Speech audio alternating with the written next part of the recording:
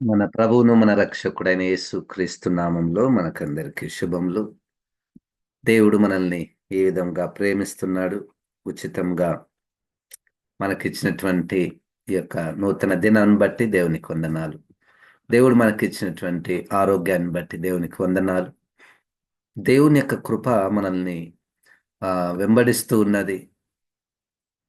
ఆయన మనల్ని నిత్య రాజ్యములో జ్ఞాపకం చేసుకున్నాడు. నిత్య ప్రణాళికలో మనమున్నాము.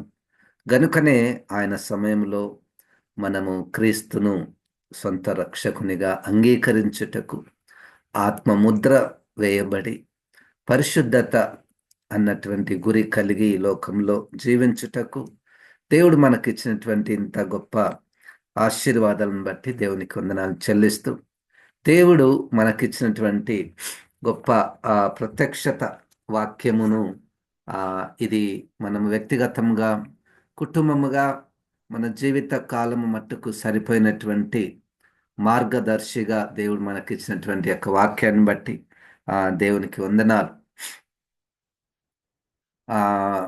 ఒక్కొక్కసారి మనకు కనపడుతుంది దేవుని యొక్క వాక్యము, దేవుడు మానవుల గురించి అనేక విషయాలను గురించి ఇంత చిన్న పుస్తకములో ఇంత ఉందా అన్నట్టుగా మనకు కనపడుతుంది. నిజంగా ఒక్కొక్క మాటలో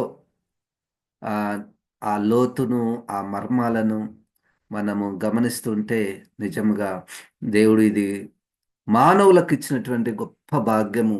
తనను గురించి, తన రక్షణను గురించి, మానవుల పట్ల తనకున్నటువంటి ప్రణాళికలను గురించి రాయించినటువంటి ఈ యొక్క వాక్యాన్ని బట్టి, బైబిల్ని బట్టి దేవునికి వందనాలు, స్తోత్రం. రోమా పత్రికలో దేవుని యొక్క ప్రేమను మనం చేస్తున్నామండి. దేవుని యొక్క ప్రేమను గుర్తించుట, అది భౌతికమైనటువంటి ప్రేమను మనం సాధారణంగా భౌతికమైనటువంటి ప్రేమను మనం అనుభవిస్తాము. కాబట్టి దేవుడు మనల్ని ప్రేమించేటటువంటి దాన్ని కూడా అదే కోణములో సహజంగా మనం చూస్తాము. కానీ దానికి మించి, దాని క్రింద అంటే లోతైనటువంటి దగ్గర దేవుని యొక్క ప్రేమను మనం గుర్తించాలని దేవుని యొక్క ఉద్దేశము అయి ఉన్నది. కనుక వాటిని మనం చేస్తున్నాం. ఈరోజు రోమపత్రికలో దేవుడు అన్యజనులను ఏ విధముగా ప్రేమిస్తున్నాడు, అన్యజనులను ఏ విధంగా ప్రేమిస్తున్నాడు. అన్యజనులు ఎవరు అంటే ఇశ్రాయేలీలు కానటువంటి వారందరినీ కూడా వాక్యము అన్యజనులు అని అంటుంది. అన్యజనులు అన్నటువంటి పదములో ఒక ఏదో నెగటివ్, లేకపోతే చీకటి, లేకపోతే నరకము అన్నటువంటి పదాలు కాకుండా దేవుని సృష్టి అన్న పదం మనకు గుర్తుకు రావాలి. అన్యజనులు అన్నటువంటి పదంలో వారు కూడా దేవుని సృష్టి. అన్యజనులు అన్నటువంటి పదం విన్నప్పుడు దేవుడు వారి పట్ల ఒక ప్రత్యేక ప్రణాళిక కలిగి ఉన్నాడు. అన్యజనులకు కొరకు కూడా యేసుక్రీస్తు రక్తం కార్చాడు. మనము ఒకప్పుడు అన్యజనులము, ఇప్పుడు క్రీస్తును వెంబడిస్తున్నటువంటి వారము. దేవునికి స్తోత్రం, హల్లెలూయా. ఆ మాటకొస్తే ఇశ్రాయేలీలు కానటువంటి వారందరినీ అన్యజనులు అయితే, తరువాత ఈ విశ్వాసం లేకుండా జీవించేవారైనటువంటి ఇశ్రాయేలు కూడా అన్యజనులతో సమానం. అంటే దేవుడు ఎరగనటువంటి జనులుగా మనము చూడవచ్చును. సరే, రోమపత్రికలో దేవుడు అన్యజనులను ఏ విధంగా ప్రేమించాడు? 1వ అధ్యాయము 14వ వచనంలో గ్రీసు దేశస్థులు కాని వారికిని, జ్ఞానులకును మూఢులకును నేను రుణస్థుడను, అన్యజనుల దగ్గరికి అపోస్తులను పంపించుట.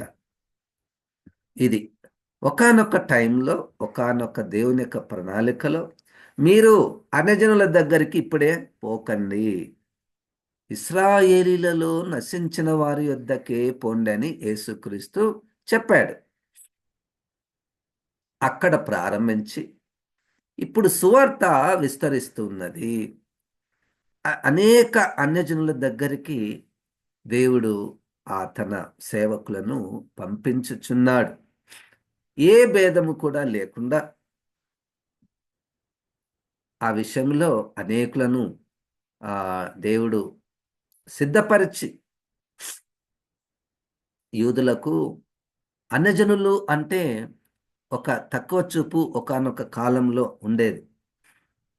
ఒక వారి దగ్గరికి పోవడము, వారికి ఇష్టం లేనటువంటి జీవితం, ఇష్టం లేనటువంటి మనస్సు ఉండేది. కానీ దేవుడు ఆ సేవకులను కూడా సిద్ధపరిచి, అది మనము అపోస్తల కార్యంలో 10వ అధ్యాయంలో పేతురు గారికి దేవుడిచ్చినటువంటి ఆ దర్శనము ద్వారా అన్యజనుల కొరకు దగ్గరికి నువ్వు వెళ్ళాలి. అట్లే పౌలు గారు కూడా ఎంతో స్పష్టముగా ఆయన ఇక్కడ ఈ మాటలో 14 వచనంలో గ్రీసు దేశస్థులకును గ్రీసు దేశస్థులు కాని వారికిని జ్ఞానులకును మూఢులకును నేను రుణస్థుడను.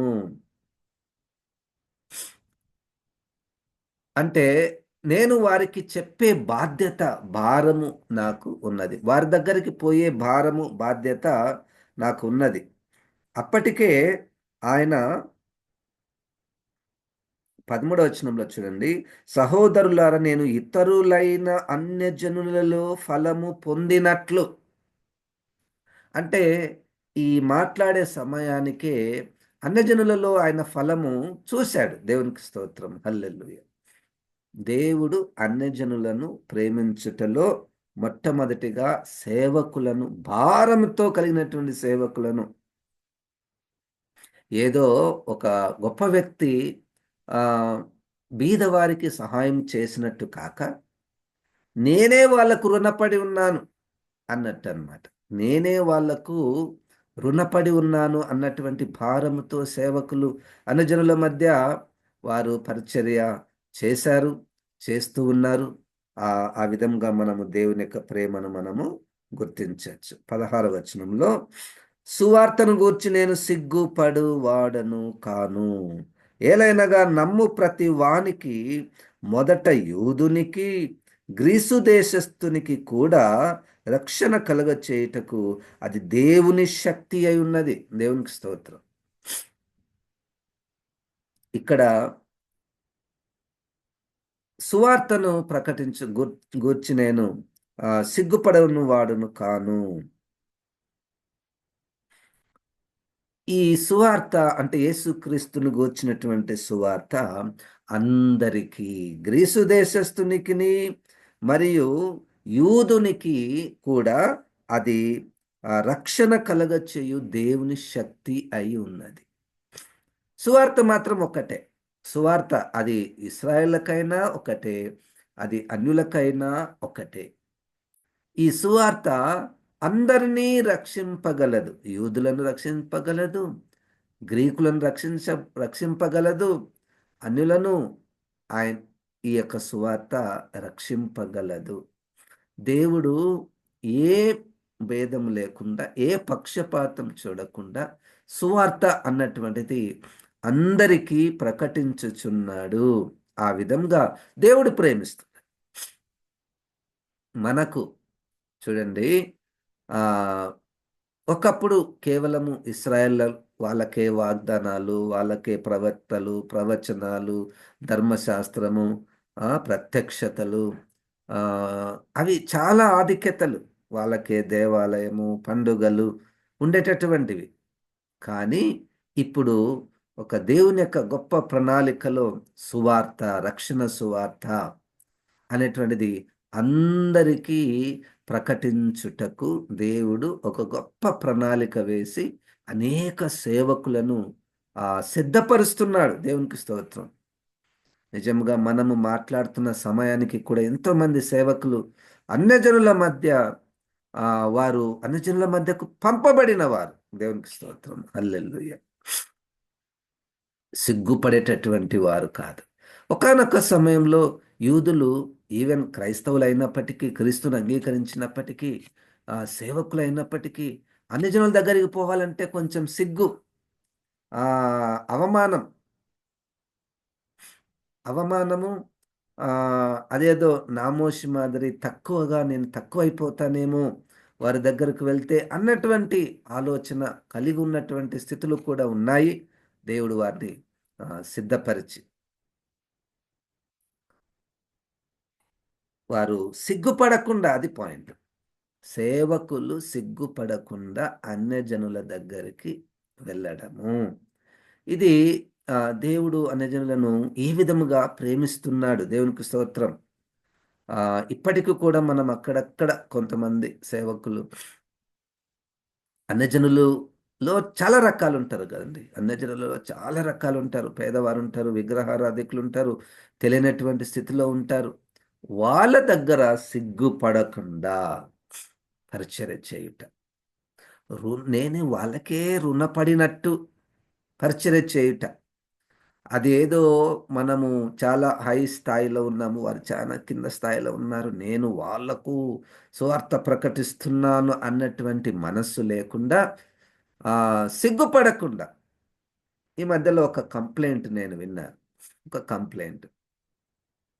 అది మనము నేర్చుకోవాలి. మనం కూడా ఒక్కొక్కసారి సువార్తకు వెళ్తూ ఉంటాం. అయితే ఈ చెత్త వేరుకునేటటువంటి వారి దగ్గర కొంతమంది సేవకులు పరిచర్య చేస్తున్నారు. అయితే కొన్ని రోజులకు ఏమైందంటే, అంటే వాళ్ళు చెప్పిన విషయం నేను చెప్తున్నాను. వీళ్ళు బాగానే పాటలు పాడతారు, వాక్యాలు చెప్తారు. కానీ వాళ్ళ ఇళ్ళలోకి పోయి వాళ్ళతో భోజనము చెయ్యరు. ఇది వాళ్ళ దృష్టికొచ్చింది. వాళ్ళ దృష్టికొచ్చి, మీరు మమ్మల్ని తక్కువగా చూస్తున్నారు, మమ్మల్ని మీతో పాటు మీరు కలిసి ఉండడం లేదు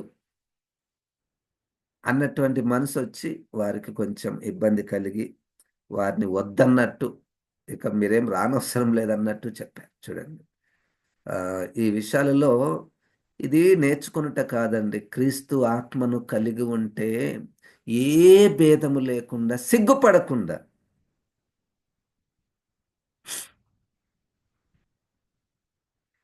సిలువమూర్తి కృపలు చాట సిగ్గుపడని సేవా,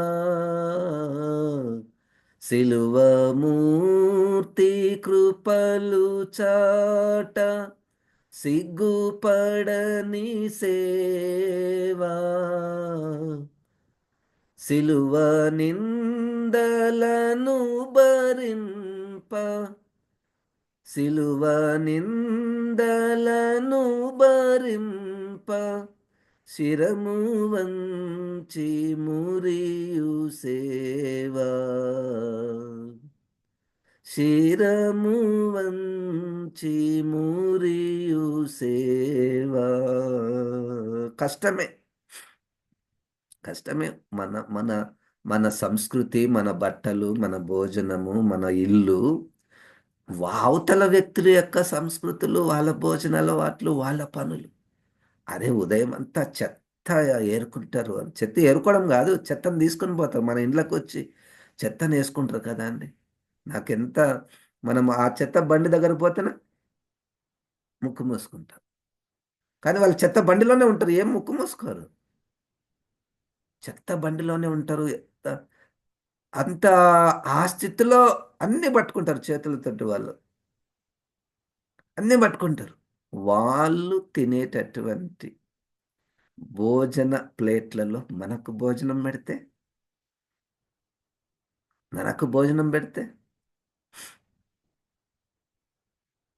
వాళ్ళు ఉండేటటువంటి స్థలంలోనికి మనల్ని ఆహ్వానిస్తే, చూడండి, దేవుడు అన్యజనులను ఎట్లా ప్రేమిస్తున్నాడంటే అటువంటి సేవకులను వాళ్ళ దగ్గరికి పంపించాడు. అంతెందుకండి, నా దగ్గరకు వచ్చారు కదా, నా దగ్గరికి అన్యజనులైనటువంటి నా దగ్గరికి సేవకులు వచ్చారు, నీ దగ్గరికి సేవకులు వచ్చారు. ఎవరో ఎప్పుడో ఎక్కడనో. దేవుని ప్రేమనైతే మనం చూసాం కదా, దేవుని ప్రేమనైతే మనం గుర్తించాం కదండి. సిగ్గుపడలేదు. మన దగ్గర ఉండడానికి, మనల్ని పట్టుకోవడానికి, మనతో భోజనం చేయడానికి, మనకు సువార్తను ప్రకటించడానికి అదేదో ఒక ప్రశ్న వచ్చేస్తుంది. నాకైతే వచ్చింది, నన్ను ప్రేమించిన వారిని చూస్తే. నన్ను ప్రేమించడానికి ఈయనకేం లాభము? నా దగ్గర ఏముందని? నన్ను వెంబడిస్తున్నాడు ఎందుకు ఈయన?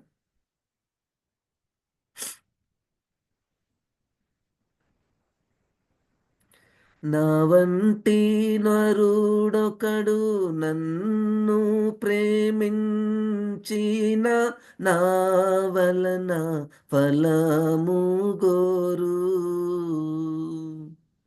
నీ వంటి పుణ్యునికి నా వంటి పాపితో కేవలం బేమీ లేక.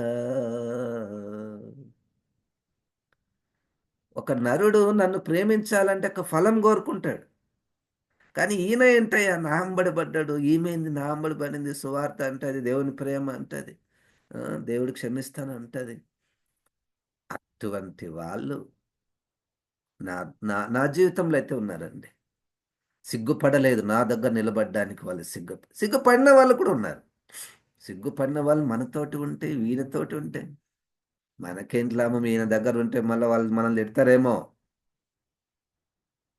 ఆ, ఈయనకు సంబంధమే అనుకుంటారేమో, వీళ్ళ కులమే అనుకుంటారేమో, వీళ్ళ ప్రాంతమే అనుకుంటారేమో అని పారిపోయినటువంటి సందర్భాలు ఉన్నాయి. అది వదిలిపెట్టండి.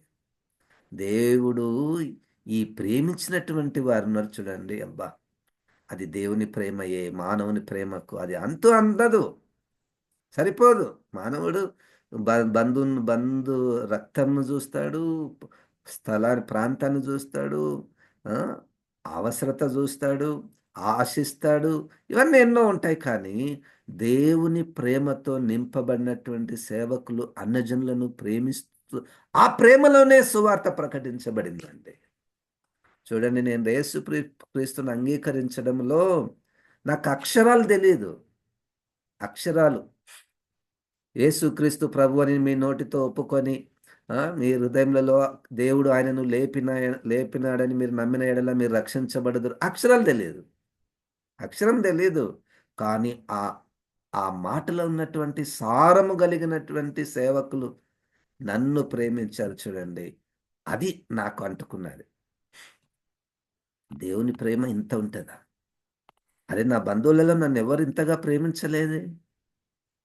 తల్లి కూడా ప్రేమించలేదు, తండ్రి కూడా ప్రేమించలేదు. తల్లిదండ్రి కంటే ఎక్కువగా ప్రేమ చూపించినటువంటి వాళ్ళు వీళ్ళున్నారు. వీళ్ళు సేవకులు. దేవుడు ఇంత ప్రేమను పెట్టాడా సేవకులలో?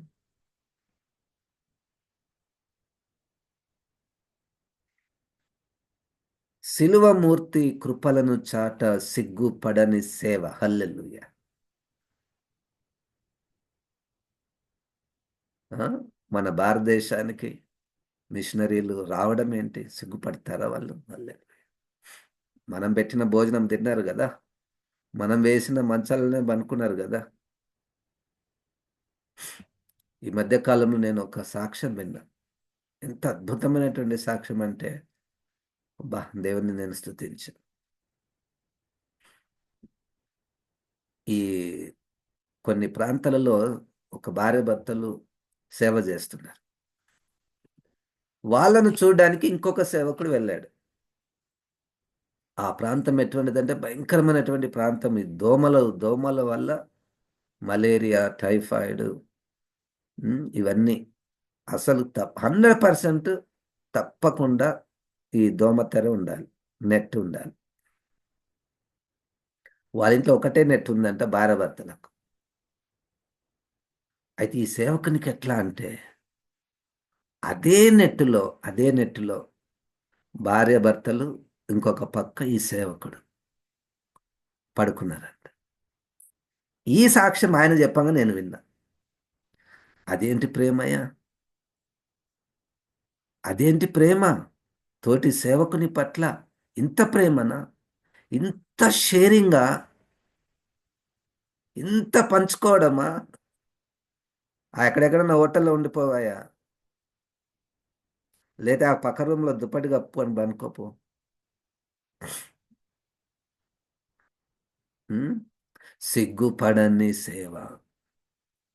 తమది పోగొట్టుకొని, తన ప్రైవసీ కూడా పోగొట్టుకొని, ప్రైవసీని పోగొట్టుకొని ఇతరులను ప్రేమించేదంటే అది దేవుని ప్రేమగా ఇంకేముంటుంది కదండి. గనుక ఆ ప్రేమలో సువార్త ఉందండి. ప్రేమలో మాట ఎవరు వింటారో వినరో గాని ఆ మాటలు గుర్తుపెట్టుకొని దాన్ని ధ్యానం చేసి యేసుక్రీస్తుని అంగీకరించడం అన్నటువంటిది సెకండరీ. కానీ ప్రైమరీ థింగ్ ఏంటంటే దేవుని యొక్క ప్రేమ సేవకుల్లో పెడతారు చూడండి. మీరు గమనించవచ్చండి. మీరు గమనించవచ్చు. ఈరోజు మన పాయింట్ ఎవరు ప్రేమించడం లేదు కాదు. ఎవరు ప్రేమిస్తున్నారు అది పాయింట్. ఆ ప్రేమలో అన్యజనులకు సువార్త అందుతుంది. హల్లెలూయా! అన్యజనులకు సువార్త అందుతుంది.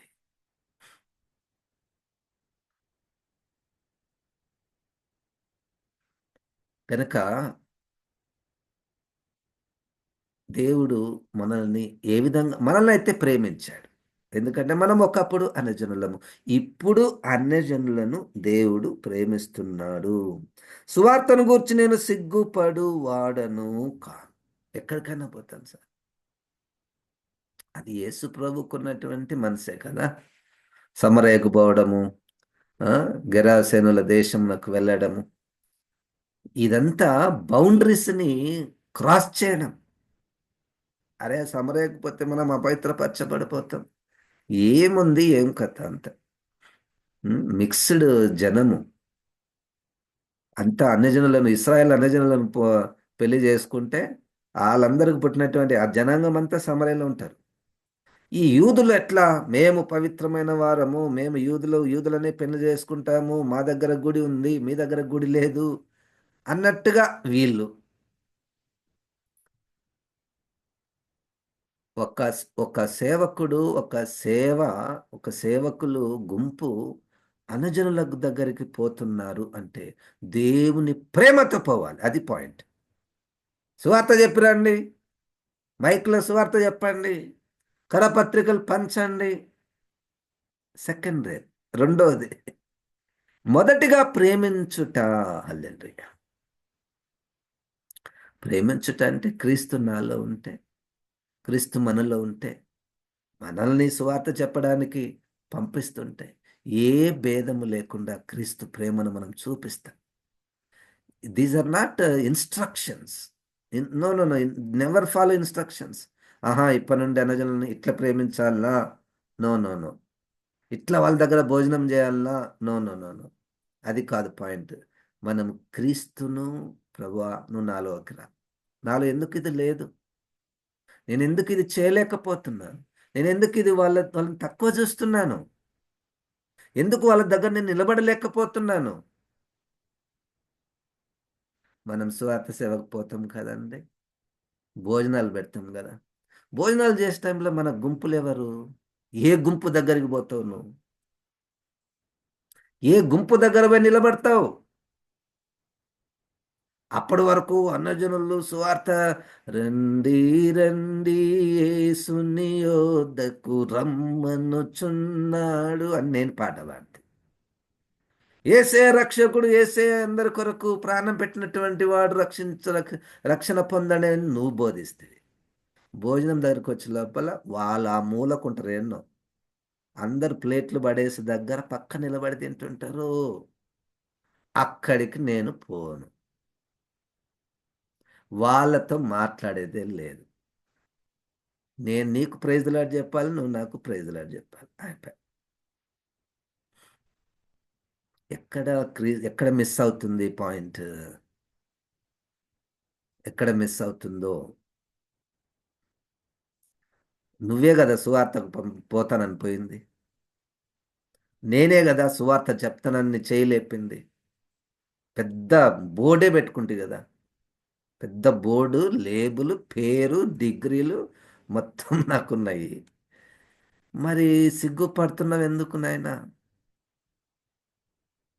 అంటే పశ్చాత్తాప పడుట, క్రీస్తుని ఇంకా అర్థం చేసుకోవడంలో ప్రయత్నం చేయటం. ఎక్కడ మిస్ అయితుంది ప్రభువా? హ్మ్.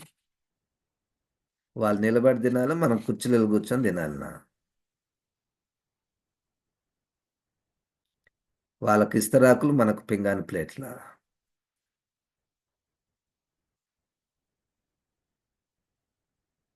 ఎడన్నా మీరు కాదు, విన్నటువంటి మిమ్మల్ని కాదు. ఎక్కడో జరుగుతుంటాయి. That's a minority I believe. అది చాలా తక్కువగా ఉంటుంది. ఒకవేళ ఆ గుంపులో మనం ఉండకూడదు. మ్హూ. క్రీస్తు పేరు పెట్టుకున్నాం కదా, క్రీస్తు వారం అని చెప్పుకున్నాం కదా, క్రైస్తవులని మనం చాలా ధైర్యంగా చెప్పుకుంటున్నాం కదా. అన్యజనులను ప్రేమించాలి. ఇట్స్ నాట్ ఆజ్ఞ. ఇది ఆజ్ఞ కాదు, ఇది స్వభావము. స్వభావం. నువ్వు నీ తల్లిని, నీ బిడ్డను ప్రేమించాలి. ఆజ్ఞలా అవి? ఆజ్ఞనా? బిడ్డను ప్రేమించాలి ఎవరో చెప్పినందుకు మనం ప్రేమిస్తామా? నా కొడుకుని ప్రేమించాలి, నా పిల్లలు, నా తల్లిదండ్రులు, నా భార్యను ప్రేమించాలి. ఆజ్ఞ వల్ల ప్రేమ వస్తుందా? నో నో నో, స్వభావం అది. అది స్వభావం. క్రీస్తు స్వభావము నాలో ఉండాలి. అప్పుడు మనం సిగ్గుపడము. అప్పుడు మనము సిగ్గుపడము. వాళ్ళ దగ్గరికి పోవడానికి, వాళ్ళ ఇళ్ళలోకి పోవడానికి, వాళ్ళతో కలిసి భోజనం చేయడానికి, వాళ్ళని మనం టచ్ చేయడానికి, పట్టుకోవడానికి. మనం పట్టుకుంటే అపవిత్రపరచబడబోతామేమో అని ఆ మనస్సు. నేను వాళ్ళతో ఉంటే నాకేంటి ఘనత? వాళ్ళు నా దగ్గరికి రావాలి. తప్పండి. మనం పోవాలి. మనం పోవాలంటే క్రీస్తు, క్రీస్తు ఉంటే పోతాం అంతే. నేను చెప్పినందుకు నువ్వు పోయేది కాదు, నువ్వు చెప్తే నేను పోయేది కాదు. అదండి. మెకానికల్గా మన పాస్టర్ గారు కొన్ని ఇన్స్ట్రక్షన్స్ ఇస్తుంటాడు కదా. సువార్తను ఇన్ని గంటలకు రండి, ఇన్ని గంటలకు ఎక్కండి, మనం దిగినంబడే పాటలు పాడాలి, పాటలు పాడిన తర్వాత ఆ, ఈ వాక్యం చెప్పాలి, స్కిట్లు వేయాలి, భోజనాలు చేయాలి. భోజనాల దగ్గర మీరందరూ వడ్డించండి. ఆ వడ్డించే దగ్గర కూడా అపోస్తల కార్యం 2000 సంవత్సరాల క్రితం జరిగిన 6వ అధ్యాయంలో ఆ కొట్లాటనే ఇప్పటికి కూడా అదే. పాస్టర్ గారు వస్తే ఎక్కువ వేయండి. ఆ? ఎవరో తెలియని వాళ్ళు అయితే ఏదో ఒకటి వేసేయండి సార్. ఏంటి ఈ ప్రేమ? ఉం? సువార్తను గురించి నేను సిగ్గుపడే వాడను కాను. ఏలైనగా నమ్ము ప్రతివానికి మొదట యూదునికి, గ్రీసు దేశస్థునికి కూడా రక్షణ కలుగ చేయుటకు అది దేవుని శక్తి అయి ఉన్నది. దేవుని శక్తి అన్యజనుల మీద పడేటటువంటి ఆ పద్ధతిని చూడండి. అది ప్రేమ. ఆ పద్ధతి సిగ్గుపడనటువంటి ప్రేమ. సిగ్గుపడినటువంటి ప్రేమ. వ్యభిచారి తరపున ఎవరు నిలబడతారు సార్? It is true. ఆమె వ్యభిచారి. ఆమె తరపున ఎవరు మాట్లాడతారు? మన యేసయ్య మాట్లాడతాడు. యేసయ్య మాట్లాడతాడు. ఆమె రైట్ అని మాట్లాడతాడు. నో, రాంగే. ఆమె తప్పులో ఉంది, అయినా ఆమె తరపున నిలబడతాం. తప్పు ఒప్పుకుంటాం. నువ్వెవరు రాళ్ళతో కొట్టడానికి? కదండి. కనుక మనము దేవుని యొక్క ప్రేమ, అన్యజనుల పట్ల దేవుని యొక్క ప్రేమ, నన్నైతే సేవకులు భలే ప్రేమించారండి. దాన్ని బట్టి దేవునికి వందనాలు. హల్లెలూయా. ఉన్నారు అద్భుతమైనటువంటి సేవకులు, ఏది కూడా ఆలోచించకుండా మనకు సహాయం చేసినటువంటి సేవకులు. అట్లా నేను చాలా ఎగ్జాంపుల్స్ నేను చెప్పగలను. చాలా కాలం కిందట నేను ఒక ఆంధ్రలో ఒక ఇంటికి పోయినా. తెలియదు, వాళ్ళు ఎవరో తెలియదు, ఎవరో ఫోన్ నంబర్ ఇచ్చారు. నేను ఆ రోజు అక్కడ ఉండాలి. ఆ, ఇట్లా ఉండాలి అని ఎవరో ఒక ఫోన్ నంబర్ ఇస్తే ఆయనకు ఫోన్ చేయను అంటే, ఆయనకు ఫోన్ చేస్తే రమ్మన్నారు. పోయినా, వాళ్ళ ముఖాలు తెలియదు, ఎప్పుడు పరిచయం కూడా లేదు. భార్య భర్తలు, ఇద్దరు చిన్నపిల్లలు ఉన్నారు. వాళ్ళు అప్పుడే రెడీ అవుతున్నారు, బయటికి వెళ్తున్నారు. బయటికి వెళ్తుంటే నన్ను చూసి, మీరేనండి, అవును అంటే, మేము అర్జెంట్ పని మీద ఉంది, మీరు ఇంట్లో ఉండండి, మేము తర్వాత వస్తామని చెప్పి అట్లనే ఇల్లు వదిలిపెట్టిపోయారండి నాకు. అట్లనే ఇల్లు వదిలిపెట్టి వెళ్ళిపోయారు. వాళ్ళు వచ్చిన తర్వాత అంటారు, పాస్టర్ గారు, మా ఇంట్లో 2 బెడ్‌రూమ్‌లు ఉన్నాయి. నాకు, నా భార్యకు, పిల్లలకు ఒక బెడ్‌రూమ్ ఉంటది. ఈ బెడ్‌రూమ్ మీది. మీరు ఎన్ని రోజులు ఈ మీ పని ఎంతవరకు ఉంటదో ఇక్కడే మీరు చేసుకోండి. ఇక్కడే ఉండండి.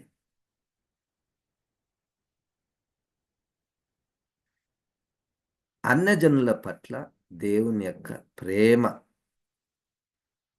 ఇది నేనైతే అనుభవించాను. మీరు కూడా 100% అనుభవించుంటారు. ఎంత ప్రేమ అసలు అందదండి అది. మానవ తలంపులకు అందదు. ఏం స్ నిస్వార్థమైనటువంటి ప్రేమ కదండీ! నిస్వార్థమైనటువంటి ప్రేమ, త్యాగపూరితమైనటువంటి అది దేవుని ప్రేమ. అది దేవుని ప్రేమ. మనము ఒకప్పుడు అన్యజనులమున్నాము. మనల్ని దేవుడు ప్రేమించి రక్షించాడు. ఇప్పుడు మనము అన్యజనులను చూచినప్పుడు, మనం అన్యజనులను, గ్రీకులను చూచినప్పుడు, మూఢులను చూచినప్పుడు, మనము దేవుని ప్రేమతో వారి దగ్గరికి వెళ్ళాలి. అక్షరంతో పోతున్నాము.